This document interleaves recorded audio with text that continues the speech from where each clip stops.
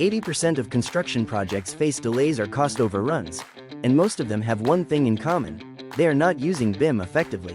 Construction failures are rarely caused by execution. Most problems begin in the planning stage, due to poor coordination and lack of visibility. Design clashes between structural, MEP, and architectural systems are one of the biggest causes of project delays. These conflicts are often discovered during construction, when it is already too late. Building information modeling integrates all disciplines into a single coordinated model. Clashes are identified and resolved before construction begins. Traditional 2D drawings leave too much room for interpretation. This leads to miscommunication between teams. BIM provides accurate 3D visualization, ensuring that every stakeholder clearly understands the project. Most cost overruns originate in the planning phase, due to inaccurate estimates and design inefficiencies.